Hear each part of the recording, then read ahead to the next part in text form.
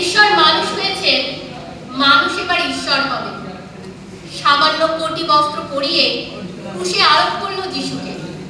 চারটে সৈন্য যারা তদারক করছিল তারা বসলো যিশুর পোশাক নিয়ে ভাগাভাগি করতে। কেউ নিল বহির্বাস, কেউ কোমরবন্ধ, কেউ পাগড়ি, কেউ জুতো। কিন্তু জামা, গায়ের জামাটা কে নেবে? কি সুন্দর জামাটা, এক ফুট সেলাই নেই কোথাও, সমস্তটা একসঙ্গে বুনে তোলা, বুঝি ওর মার তৈরি। কিন্তু এটা তো ছিঁড়ে চার ভাগ করা যাবে না। এসো আমরা তাহলে জুয়ো খেলি, দেখি কার বরাত খোলে। যিশু নিদারুণ যন্ত্রণায় বিদ্ধ হচ্ছে, আর তার ক্রুশের নিচে বসে জুয়ো খেলছে সৈন্যরা। নিপীড়িত মানুষের মধ্যে কাঁদছে ঈশ্বর। আমরা ওদিকে দেখছিও না তাকিয়ে। কে কোন ভোগ্যবস্তু আয়ত্ত করতে পারি তারই ফিকিরে বসেছি জুয়ো খেলতে। দুটো চোরের মাঝখানে রাখা হয়েছে যিশুকে।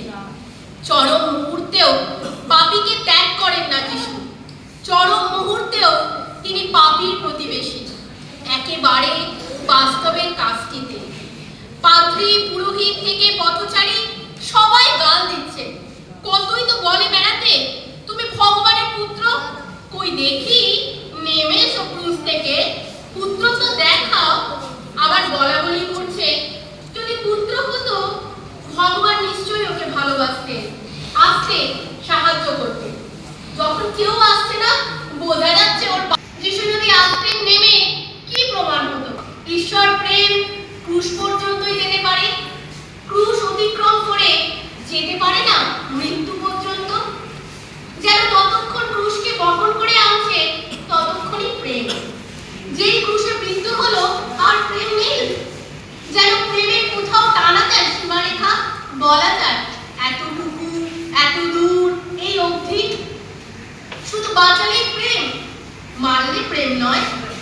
এমন কি যন্ত্রণা আছে যা প্রেম হইতে পারে না? কি লাঞ্ছনা আছে যা পারে না ক্ষমা করতে? যিশু হঠাৎ আর্তনাদ করে উঠলে, হে ঈশ্বর, আমাকে তুমি কেন ত্যাগ করলে? এই কান্না তো আমাদের কান্না, আমাদের নালিশ।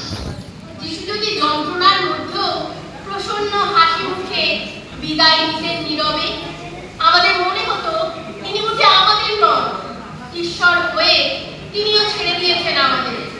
তিনি আর্তনাদ না করলে আমাদের কান্নায় তার কাঁদা হতো না, আমাদের রক্তে ঝরতো না তার বুকের রক্ত। মানুষ ঈশ্বরকে হত্যা করলেন, মানুষকে বাঁচিয়ে দিলেন ঈশ্বর। মানুষ ঈশ্বরকে দিলেন নশ্বরতা, ঈশ্বর মানুষকে দিলেন অমরত্ব। ঈশ্বর মানুষ হলেন, মানুষ এবার ঈশ্বর হবে।